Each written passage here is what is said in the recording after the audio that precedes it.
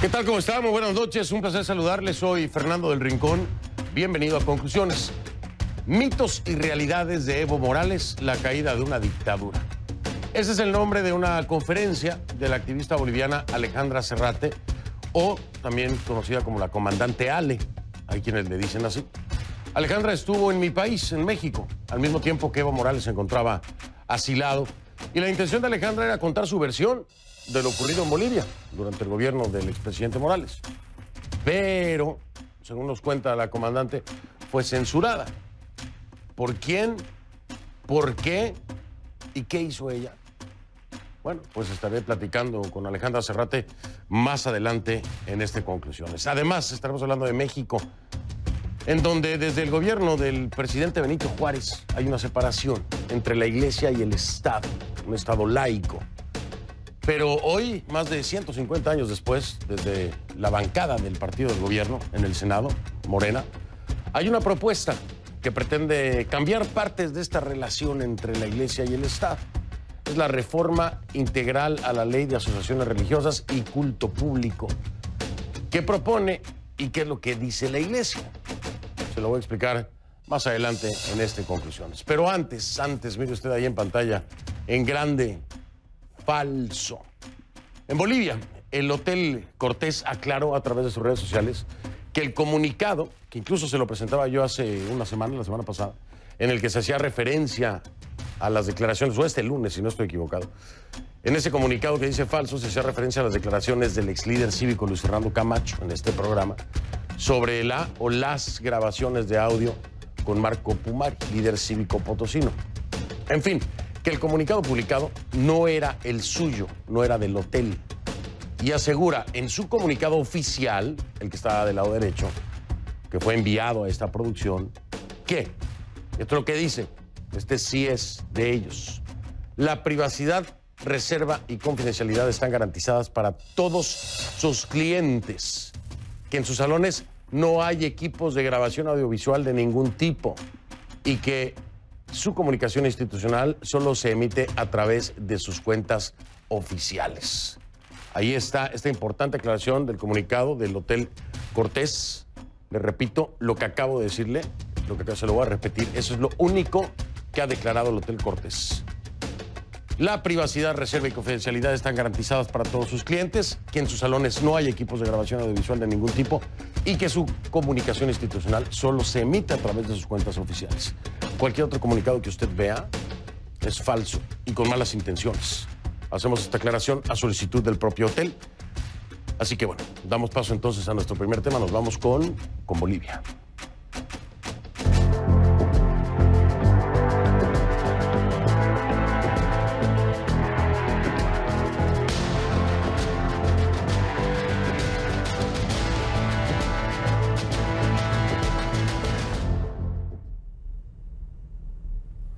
Le pido que a partir de este momento me acompañe utilizando la etiqueta numeral conclualebol.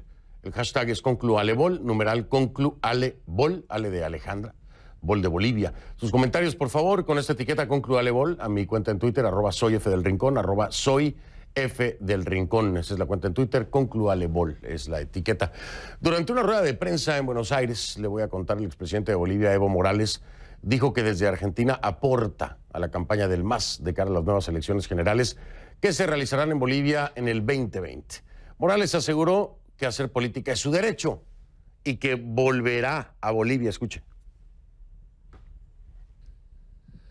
Si no me permiten entrar, voy a ver la forma de buscar, acompañado por personalidades, por la prensa, me voy a entrar allá a hacer campaña.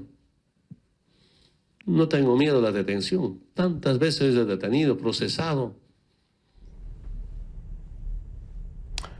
Bien, al ser consultado por CNN sobre las irregularidades encontradas en las actas de las elecciones generales en octubre, las que fueron reportadas en el informe de la Organización de los Estados Americanos, en la auditoría, Morales aseguró que ese informe, esa auditoría, pretendía incendiar a Bolivia.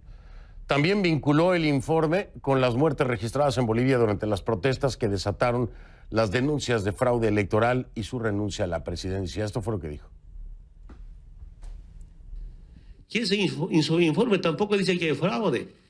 Lo que dice es hay irregularidades, hay observaciones, actas.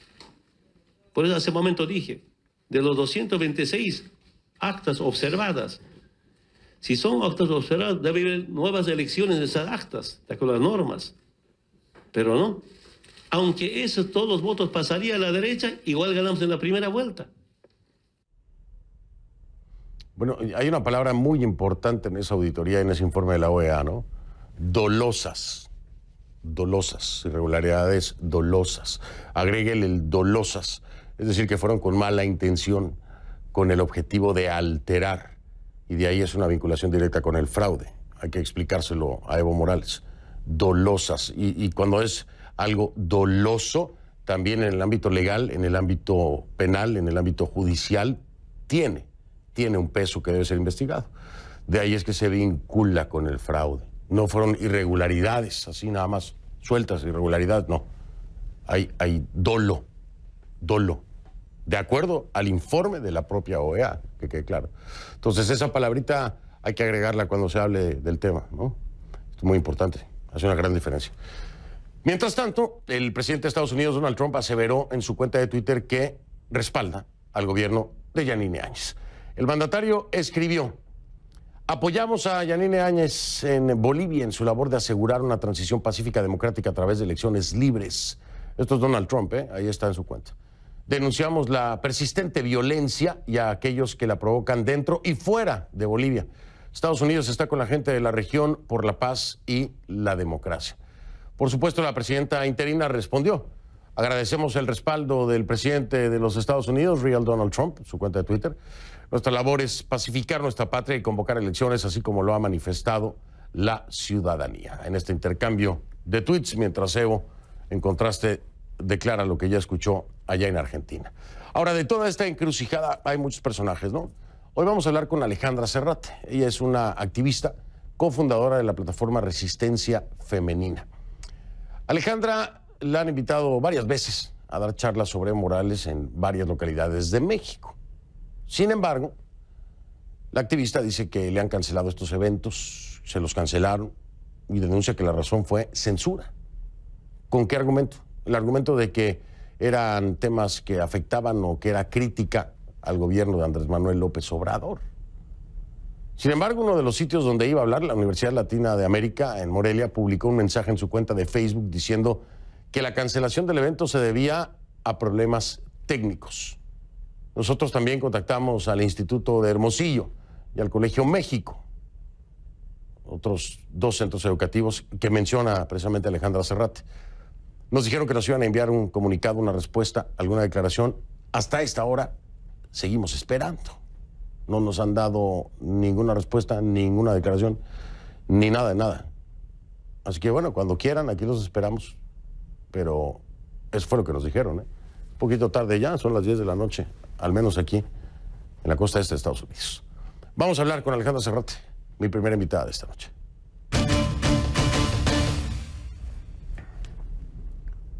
Le doy la bienvenida a Alejandra Serrate, activista y cofundadora de la plataforma Resistencia Femenina, en vivo desde Santa Cruz, en Bolivia.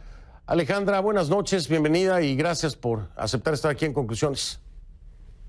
¿Cómo está, señor El Rincón? Muchas gracias por la invitación. Al contrario, muchas gracias a ti, Alejandra. Estuviste en mi país tratando de presentar tu ponencia, de hablar acerca de Evo Morales y la realidad que tú, como activista, tratas de difundir. Pero te topaste con obstáculos. Cuéntame cuáles fueron esos obstáculos, en qué condiciones se dieron, por lo menos la primera vez, y qué fue lo que pensaste de inmediato, qué fue lo que te dijeron. ¿Dónde estabas y cuándo fue la primera vez que no pudiste hacerlo de acuerdo a lo planeado? Bueno, primeramente yo llego a Ciudad de México el 30 de noviembre, a eso de las 5 de la tarde, y voy a cenar con uno de los organizadores, que era la persona que me acompañaba en Ciudad de México. Más o menos alrededor de las 7 de la noche suena su celular. Es una de las personas del lugar donde me cancelaron y le dice que la charla no podía ser en ese lugar que se había reservado y se había prepagado porque era una charla que afectaba al señor Andrés Manuel López Obrador yo me pongo muy incómoda, hago un tweet al respecto, un tweet que hasta el momento tiene casi 31.000 retweets. Claro, yo entiendo que en el país mexicano tiene muchísimos más habitantes que el mío. Al día siguiente fuimos a tratar de conversar con la gente del colegio. Yo llevo la presentación para mostrarles que verdaderamente no era nada de México, sino totalmente de mi país. Quería mostrarle pues al pueblo mexicano todo lo que habíamos sufrido los bolivianos. Y yo sé que toda historia tiene dos caras, pero en esta situación era la cara de Evo, la cara de la mentira y la cara de toda la población boliviana, que habíamos derrocado a una dictadura, y eso era lo que yo quería hablar, y siempre respetando la soberanía de este hermoso país mexicano. Realmente no quisieron ver las diapositivas que yo mostraba, así que tuvimos que realizar el evento en la calle, ahí al frente del colegio donde nos habían cancelado. El tuit que dice Alejandra fue del 30 de noviembre, si no estoy equivocado. Dice: increíble que acaba de pasar en México, lo que acaba de pasar en México. Mi derecho a la libertad de expresión ha sido totalmente vulnerada. El lugar donde iba a dar la charla Mitos y Verdades de Evo Morales, la caída de una dictadura, me cancela porque dicen que afecta al presidente López Obrador. Ese es el tuit, tiene 22.700 retweets, 30.600 likes. Y pues evidentemente esto tuvo un impacto importante, tanto así que estás aquí. ¿Por qué tiene un impacto importante? Porque primero entender, Alejandra, tú hablabas algo acerca de López Obrador, hablabas algo acerca del asilo a Evo Morales. ¿En algún momento tocabas este tema dentro de tu ponencia?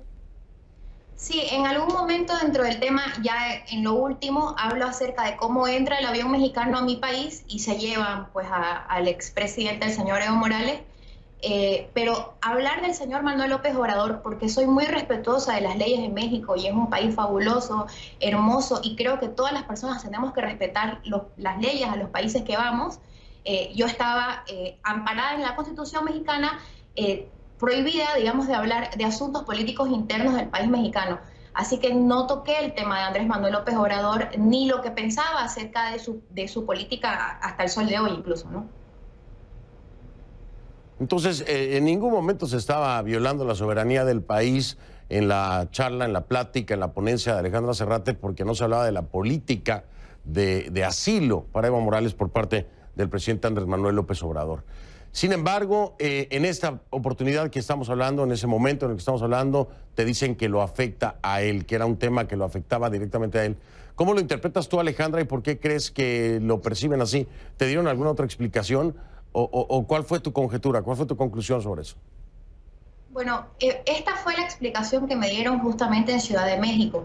Ya en Morelia no hubo explicación alguna, sino el mensaje que usted vio que emite la universidad, que había problemas técnicos. No me quisieron recibir tampoco las personas encargadas de dar pues, ¿no? en arrendamiento el auditorio donde yo iba a hablar.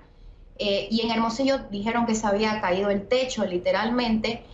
Lo que yo sí percibo es que, por supuesto que el señor Andrés Manuel López Obrador no mandó a decir estas charlas, él no tiene en la más mínima idea quién soy yo, pero sí se percibe que hay un aire de autocensura de estos lugares que vetaron la charla, y claramente se entiende que si hay una autocensura es porque quizás hay algún relacionamiento con el miedo a la libertad de expresión o la libertad de expresarse, en este caso, lo que ellos pensaban iba a ser en contra del presidente de México, que es el señor AMLO, ¿no?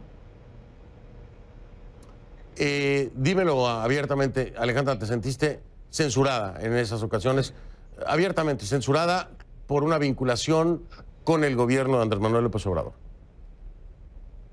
Definitivamente me sentí censurada, y en San Luis de Potosí había gente afuera del auditorio que gritaban golpista, y otro canto que ellos estaban utilizando era: es un honor estar con Obrador, y yo me quise acercar a ellos, yo salí del auditorio, me quise acercar a ellos porque quería conversar con ellos y explicarles que realmente la charla no era acerca de nada de su país, y si ellos se referían a golpista hacia mí, realmente decirles que contarles la verdadera versión que tiene todo el pueblo boliviano que está con la democracia, y explicarles realmente cómo fue que nosotros tratamos de restablecer más bien un Estado de Derecho y no así realizar un golpe de Estado, que es la narrativa que construye Evo en todos los países a donde él pisa un pie, ¿no? Que él trata de victimizarse, trata de ocultar los 14 años que tuvimos de una mala gestión, de corrupción, pero principalmente de opresión, de desconocimiento a la soberanía del pueblo expresado en un voto popular, como fue el 21 de febrero del 2016, desconocimiento al orden constitucional, como es en el artículo 168, que fue ignorado totalmente por Evo Morales, y finalmente que concluye en un fraude grotesco encontrado por un organismo internacional al que Evo dijo que se iba a someter. Además que ellos solicitan esta auditoría, es una auditoría vinculante en el momento en que el resultado no es el que les favorecía. Bueno, entonces la actitud y la retórica cambian. Alejandra, voy a hacer una pausa, regreso para seguir hablando contigo, porque finalmente, frente a esta censura, tomaste decisiones. Hay una decisión maravillosa como la planteas. Fue en la calle que acabaste hablando en algunos de estos lugares, pero quiero que nos expliques este razonamiento maravilloso, porque venías de la calle, venías de las protestas y dijiste, bueno, ¿por qué no? Entonces lo hago aquí también en la calle, si de ahí vengo, no tengo miedo a esto. Alejandra Serrate está conmigo, regreso para que nos hable acerca de esto, es activista y cofundadora de la plataforma Resistencia Femenina, está en vivo desde Santa Cruz, allá en Bolivia. Y más adelante también en Conclusiones desde México, iglesias con agendas políticas. Hay una propuesta de una senadora morenista para cambiar un poco el tema de la separación iglesia-estado, la reforma integral a la ley de asociaciones religiosas y culto público. ¿Qué tanto trastoca la separación iglesia-estado? Vamos a hablar de eso.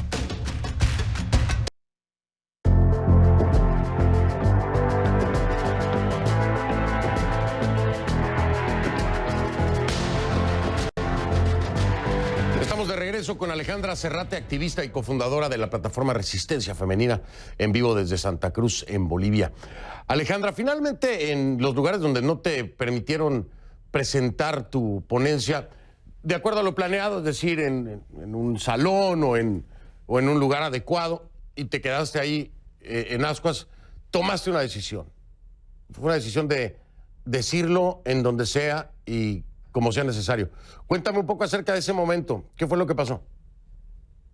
Bueno, en ese momento, cuando me dicen que definitivamente no iba a poder dar la charla, yo estaba ya fuera del colegio y, bueno, yo acababa de llegar de Bolivia un día atrás y nosotros habíamos tomado pues las calles durante tanto tiempo. Fue en las calles que nosotros conseguimos liberar al Estado que estaba secuestrado por Evo Morales. Entonces, nosotros los jóvenes bolivianos en muchísimos movimientos sociales nos sentimos muy cómodos en la calle. Lo que hicimos en ese momento fue traer unos 4 parlantes, y hay una foto incluso donde yo estoy con 4 micrófonos porque habían agarrado cada parlante, y di la charla en la calle, y fue un momento muy emotivo porque llegaron bolivianos residentes en Ciudad de México y empezaron a hacer el grito. A lo último comenzaron a hacer nuestro grito, que era "¿Quién se cansa? Nadie se cansa". Y la verdad que fue un momento muy emotivo, porque realmente hay que pensar que cuando uno hace estas ponencias, habla de algo que pasó hace muchos años atrás, quizás, o muchos meses atrás, y nosotros los bolivianos era algo que acabábamos de vivir menos de 15 días atrás. Habíamos tenido prácticamente, Evo Morales fue el único presidente que yo conocí en mi vida consciente, y luego asume Yanine Áñez, así que para nosotros los jóvenes fue un momento único en nuestra historia y lo conseguimos en las calles, ¿no? Así que cuando realicé la charla en la calle de México, en el barrio Roma, me acuerdo muy bien, era el barrio Roma, no me sentí para nada fuera de lugar porque estaba muy acostumbrada. En la colonia Roma fue precisamente. Alejandra, dime algo, porque seguramente interactuaste con muchas personas, con muchos mexicanos, pero quiero que me digas honestamente si escuchabas a los mexicanos empapados del tema, si entendían lo que había pasado o si estaban completamente desinformados y desconectados. ¿Qué sentiste? ¿Qué fue lo que percibiste tú? Bueno, primeramente yo les comienzo a contar cómo es que Evo sube al poder de manera democrática. Les relato toda la historia de Bolivia en muy poco tiempo, en los últimos 14 años. Les cuento de la represión de los indígenas del Tignis, se quedan totalmente asombrados, era una situación de los que ellos no estaban enterados. Les muestro videos de la represión que sufrieron los discapacitados en mi país hace muchos años, en el año 2008. Tampoco conocían la situación, no conocían lo del 21 de febrero del 2016, pero lo que yo sí le puedo decir, Fernando, es que a lo último de la charla, cuando muestro realmente lo que conseguimos los bolivianos en las calles, lo que consiguieron movimientos sociales, policías, jóvenes, mujeres, tantas, pero tantas personas, amigos que se unieron para salir y bloquear y estar en la calle y pedir un derecho que es tan innato en nosotros como es la libertad y la democracia. Había muchas personas que comenzaron a llorar. Para mí también era realmente muy emotivo porque había pasado, hace pocos días. Entonces, cuando yo le explico al mexicano que Evo estaba dispuesto a matar por quedarse en el poder y nosotros estábamos dispuestos a morir por la democracia, realmente había muchas personas que se emocionaban y lloraban conmigo, o realmente entendían la importancia de cuidar y de preservar la democracia en todos los países de Latinoamérica. Ale, ¿por qué decides ir a México? ¿Por qué decides ir a México a hablar y no a Argentina o a cualquier otro país? ¿Es por la presencia de Evo Morales? ¿Crees que eso fue lo que te motivó? ¿Porque Evo Morales estaba como asilado?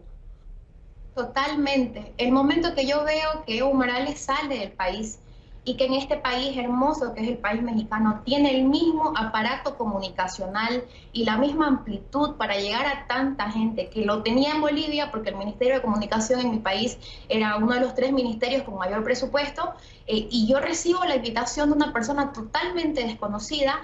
Realmente no hubo dudas para mí, porque este es el momento más orgulloso de los bolivianos, donde pudimos salir de una dictadura a luchar por una democracia, habiendo tomado siempre el lado de la no violencia. Entonces, cuando yo recibo esta invitación, estando Evo Morales allá, para mí no había duda que yo tenía que estar ahí y contar la verdad acerca de millones de bolivianos, y que no solamente se escuche la voz de esta persona, que era una persona mentirosa, que no estaba contando la verdad, y yo poder, aunque sea a la poca gente que llegue, poder haberle contado no solamente acerca de la valentía de los bolivianos, de los ciudadanos, sino también la verdadera historia y todo lo que sufrimos en los últimos 10 años.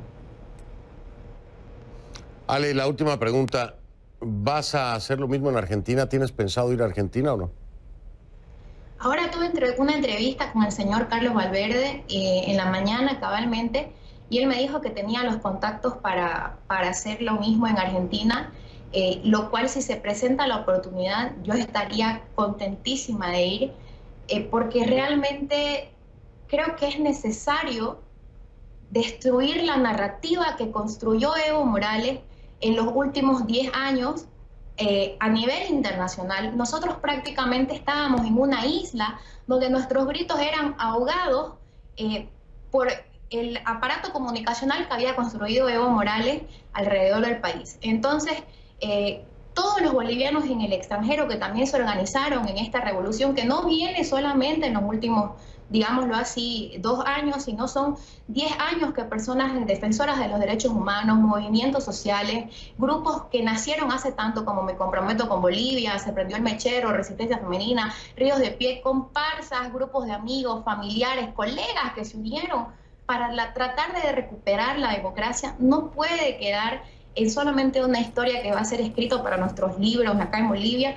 sino es algo que se tiene que enterar el mundo, porque lo que hicimos fue tremendo y luchamos por lo que nosotros más queríamos, que era tener la libertad de escoger quién nos representaba y quién es el mandatario. Y eso será necesario en el 2020, y es un hecho, tiene que ocurrir, y ustedes tendrán la gran responsabilidad de decidir quién será su próximo presidente o presidenta. Alejandra Serrate, bueno, no fue la ponencia, Ale, pero esta ventana es internacional, así que tal vez mucha gente que quería escucharte lo hizo. Muchísimas gracias por haberme acompañado, Alejandra, y mucha suerte para lo que viene, ya sea en Argentina o ahí en tu país. Muchísimas gracias por la invitación. Yo feliz siempre de hablar de lo orgulloso que estamos en este momento de ser bolivianos y de haber hecho todo lo posible para recuperar nuestra democracia y que sí lo hayamos logrado. Gracias Alejandra Serrate, activista y cofundadora de la plataforma Resistencia Femenina. Me acompañó en vivo desde Santa Cruz, allá en Bolivia. Voy a marcar una pausa, regreso, cambiamos el tema, nos vamos a México. Hay una pregunta en el aire. ¿Habrá iglesias con agendas políticas en México? Bueno, hay separación iglesia-estado, no hay ningún problema. Momento, eso podría cambiar un poco. Hay la propuesta de una senadora morenista, es decir, del partido del gobierno, que se llama la reforma integral a la ley de asociaciones religiosas y culto público. Y ahí podría cambiar, si pasa eso, ¿no? Podría cambiar bastante la dinámica. ¿Qué dicen las iglesias? ¿Y qué podría pasar? Bueno, vamos a hablar de eso.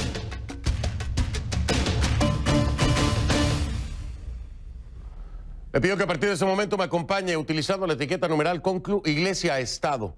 El hashtag es Conclu Iglesia Estado. Sus comentarios, por favor, con esta etiqueta, mi cuenta en Twitter, @soyfdelrincón, @soyfdelrincón. A ver, México es un estado laico. El primer presidente indígena del país, Benito Juárez, instauró la separación iglesia-estado a partir de 1859, con las denominadas leyes de reforma. Desde entonces ha habido en el país una férrea separación entre la iglesia y el Estado. Durante más de 150 años, trazar lazos entre ambas instituciones, pues ha sido un tema vetado. Un tema vetado. Hasta ahora hubo estira y afloja en algunos gobiernos, pero nunca se concretó nada, ¿no? Pero ahora, la senadora del partido gobernante Morena, del oficialismo, María Soledad Luébano, presentó una propuesta de reforma de ley de asociaciones religiosas y de culto público. Un documento que en esencia viene a cambiar una tradición centenaria. Y según los críticos también a desdibujar esas fronteras, ¿no?, tan claras entre la iglesia y el Estado en esta separación. Según la iniciativa, en México hay casi 10,000 asociaciones religiosas y el principio de separación del Estado y las iglesias, de acuerdo con la propuesta, no impide la contribución y colaboración recíprocas en tareas comunes de beneficio social. Pero veamos cuáles son los principales cambios que introduciría esta iniciativa. El Estado sigue siendo laico. Sin embargo, la ley actual establece que el Estado ejercerá su autoridad sobre toda manifestación religiosa. Y en la nueva propuesta, esa autoridad solo se ejercerá en lo relativo a la observancia de la Constitución y tratados internacionales. Por otra parte, la iniciativa legislativa también dice que no hay impedimento para que el Estado colabore con la Iglesia en la promoción cultural y social. Por eso autoriza la celebración de convenios en colaboración con las dependencias y entidades de la administración pública de los 3 órdenes de gobierno. De igual forma, la propuesta elimina el carácter extraordinario de la transmisión o difusión de actos de culto a través de medios masivos de comunicación, no impresos, o sea, la radio, la televisión, y da a las asociaciones religiosas derecho a realizar actos de culto por cualquier medio de comunicación. Aunque sí prohíbe la inducción expresa a votar o no votar por un candidato o partido político en los lugares destinados al culto, en los locales de uso público o en los medios de comunicación. Asimismo, se establece que las autoridades federales, estatales y municipales podrán asistir con carácter oficial a actos de culto público. La propuesta regula el sostenimiento de la iglesia por los feligreses, permite las donaciones y flexibiliza el régimen de acceso de la iglesia a las propiedades, así como determina que la libertad religiosa comprende el derecho a la objeción de conciencia por motivos religiosos. En términos generales, lo que propone la senadora Luébano para México pues es inédito, algo que hasta ahora ningún político se había atrevido ni siquiera a sugerir. ¿Cómo lo vemos esto? Bueno, vamos a hablar con mi invitado.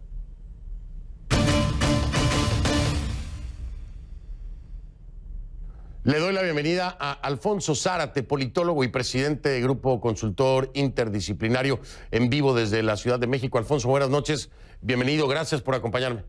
¿Qué tal, Fernando? Buenas noches. Al contrario, es un privilegio. Buenas noches.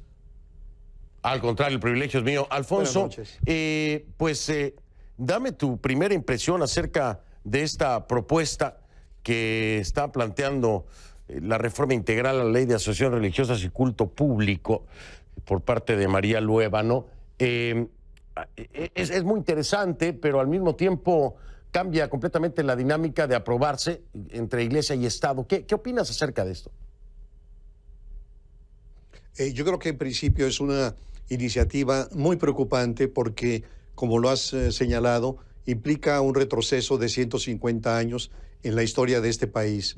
Creo que la separación de la Iglesia con el Estado es una de las grandes aportaciones de Benito Juárez, de los hombres de la Reforma, y creo que con algunas dificultades se ha mantenido a lo largo de estos 150 años. Así que la propuesta de la senadora se inscribe en un momento en el cual, curiosamente, el jefe del Ejecutivo, el presidente Andrés Manuel López Obrador, quien a lo largo de muchos años ha enfatizado su admiración por Benito Juárez y se ha manifestado como juarista. No obstante eso, a partir de su toma de posesión, ha ido cargando su discurso, su narrativa, con citas evangélicas, con referencias religiosas.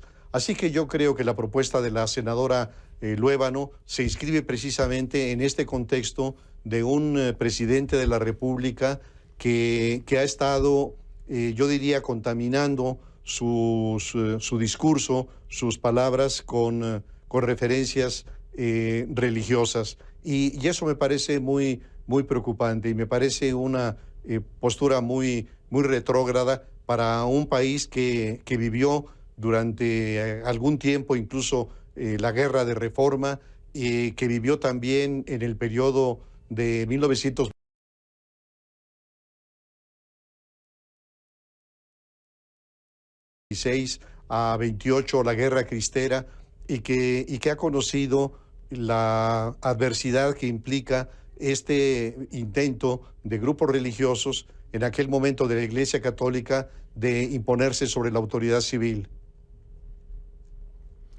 Alfonso, aquí hay un tema sumamente preocupante desde mi perspectiva en lo que pudiera ser una influencia política por parte de grupos religiosos, mayormente, y los mencionabas tú, Alfonso, los grupos evangélicos. Lo hemos visto con otros políticos a nivel mundial, lo hemos visto con el actual presidente de los Estados Unidos, Donald Trump, lo hemos visto con el presidente de Brasil, Jair Bolsonaro, lo hemos visto con el de Guatemala, Jimmy Morales. Ha habido un respaldo, ha sido parte de una máquina promotora de cada uno de estos. Y hay declaraciones temerarias que a mí me asustan, te lo digo, como de Monseñor Carlos Garfias Merlos, que es el vicepresidente de la Conferencia del Episcopado Mexicano, donde dice precisamente, haciendo referencia a este planteamiento de Luébano, dice: es el punto. Si hay libertad religiosa, la Iglesia va a poder participar en los temas de política, de gobierno y de la vida pública del país. Alfonso, ¿qué tan grave o peligroso puede ser esto para México?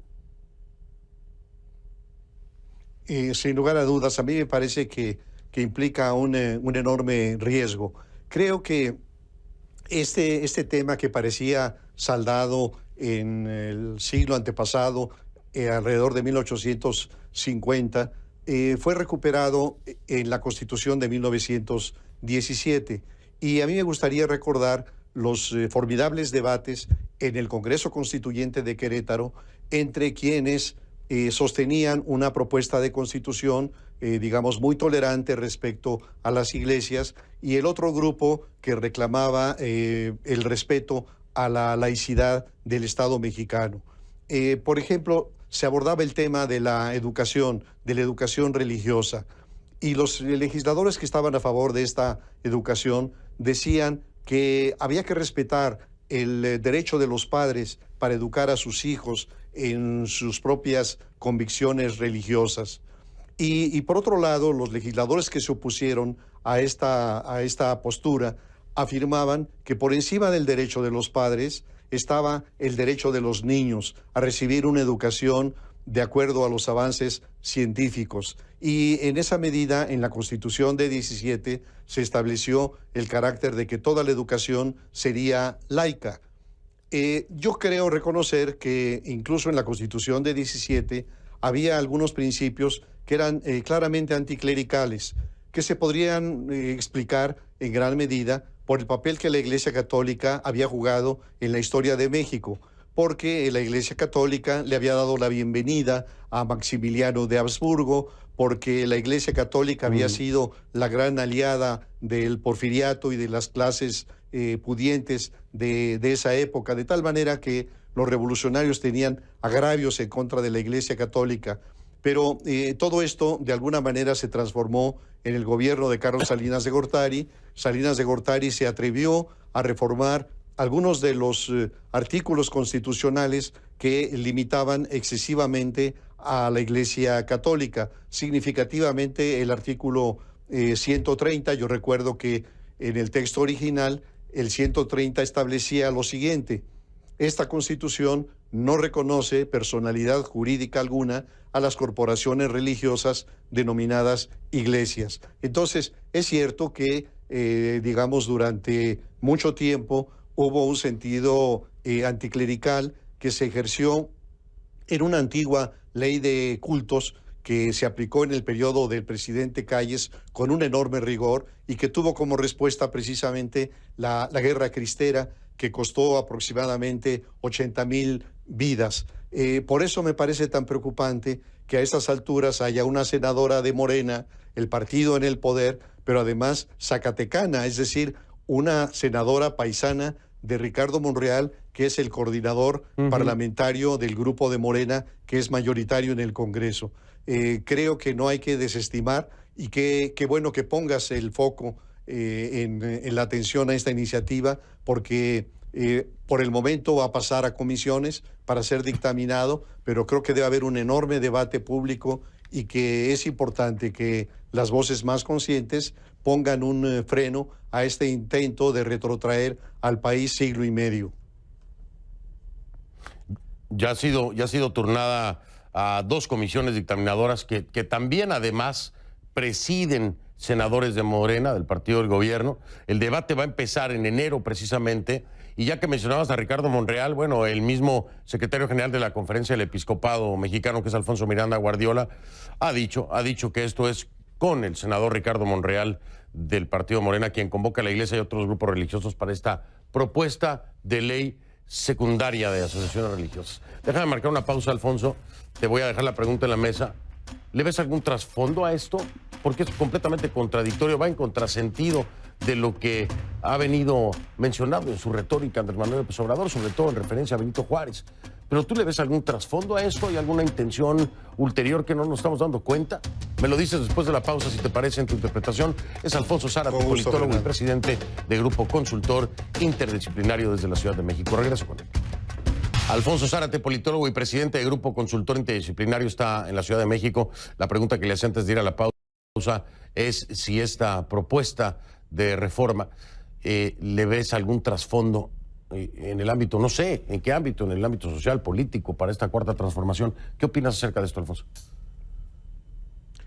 Sin duda, Fernando. Yo creo que tiene un trasfondo que yo lo diría de esta manera. Se trata de una iniciativa que acompaña a un presidente redentor. Es decir, Andrés Manuel López Obrador no se siente como un presidente más, se siente como un presidente que tiene una misión prácticamente que le viene de arriba, del creador. Por eso habla de que nos va a llevar a una cuarta transformación del tamaño de la transformación, de la independencia, de la reforma, de la revolución. Y hay que ver cómo este presidente le puso Morena a su movimiento, es decir, Morena como la señora del Tepeyac, que este presidente nombró a su hijo más pequeño Jesús en honor de Jesucristo, que este presidente le ha dado extraordinaria beligerancia a los grupos evangélicos, que inclusive han dicho que van a evangelizar a los jóvenes que están en el programa de Jóvenes Construyendo el Futuro. De tal manera que sí estamos frente a una iniciativa que parece acompañar este proyecto, que me parece muy preocupante, porque yo creo que la participación de las convicciones religiosas en la vida pública es profundamente antidemocrática. Y es profundamente antidemocrática porque precisamente la convicción religiosa parte de que es una verdad revelada, que es revelada por la divinidad, y en esa medida se impone por encima de las otras convicciones. Así que, en mi opinión, la conclusión frente a esa iniciativa y frente a algunas otras es recordar también las palabras de Cristo. Dad al César lo que es del César y a Dios lo que es de Dios. Creo que eso sería lo más sabio y es mantener la Constitución y las leyes como están actualmente. Por lo pronto, gracias, Alfonso. Qué interesante hablar contigo, una charla que me faltó tiempo para seguir platicando.